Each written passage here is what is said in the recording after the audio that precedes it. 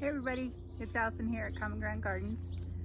So it's a beautiful day, the first week of March here. Kind of unusually warm this week, but we'll take it. And let's talk about getting your garden started. I know a lot of you are starting gardens this year, so let's go through it step by step. Okay, so here we're in zone 6. I use raised beds, talk about them all the time. This is an established bed, but if you're just starting this year with a bed, go ahead and put your bed together.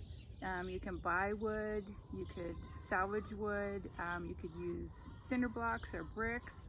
A lot of times bricks are kind of easy to get for free. Anything like that, you can buy a made bed. Any of those things work great. So these guys are 8 inches tall, 12 would be awesome, 18 would be better. Veggies have great big roots, so they want to go down deep, but whatever you can afford. One thing that we ended up building with a lot in the end was the cedar planks for fencing that you can get like at the big box hardware stores, because they are definitely the best price, and then they're made of cedar and so they last for years in the soil. But anyway, get your beds together. Now vegetables want a sunny location, and many vegetables need like 10 hours of sun a day. So if you can, put them in the brightest spot in your yard. Some veggies tolerate more shade, so you can kind of work with what you've got. But overall, go ahead and put them in the sun. Now, if you're laying over lawn, here's what I recommend.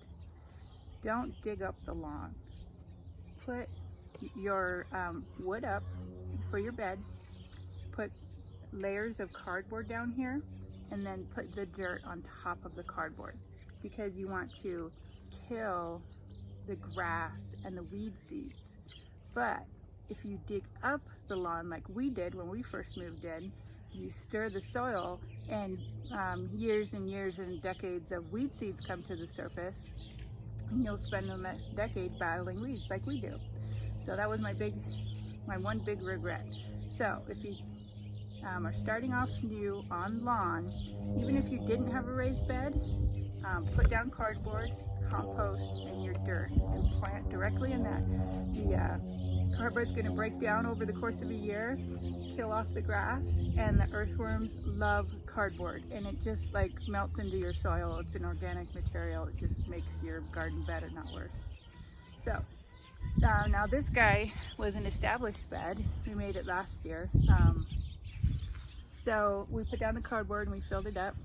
And then, so this year when I'm getting ready to plant, because I could plant peas right now, all I did was give it a turn with my, I don't know what you call that. It's like a hand tractor, but shovel, whatever, doesn't matter.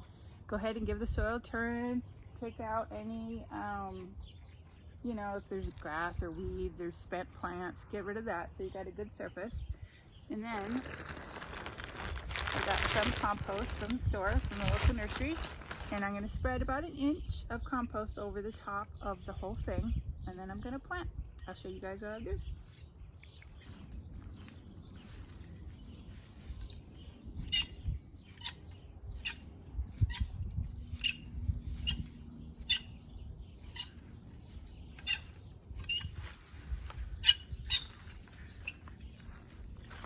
So because this is a raised bed, it was actually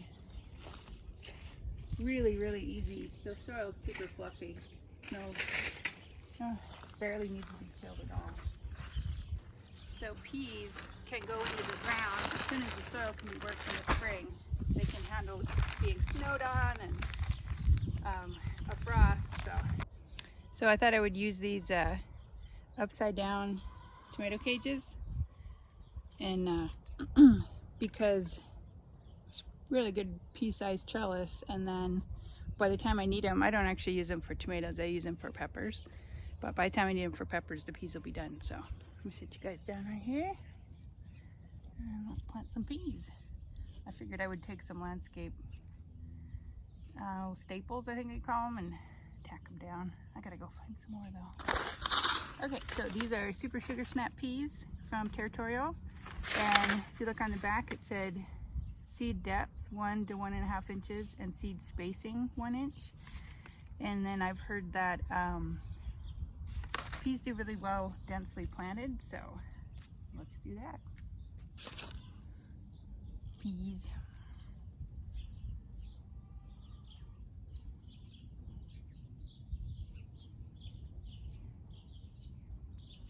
It is such a nice day and the birds are singing.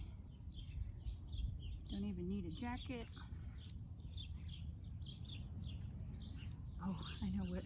I haven't even turned the water on yet outside. I'm gonna have to fill up a watering can.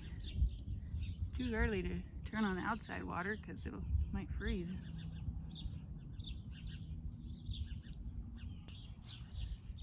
There we go. Peas in the ground.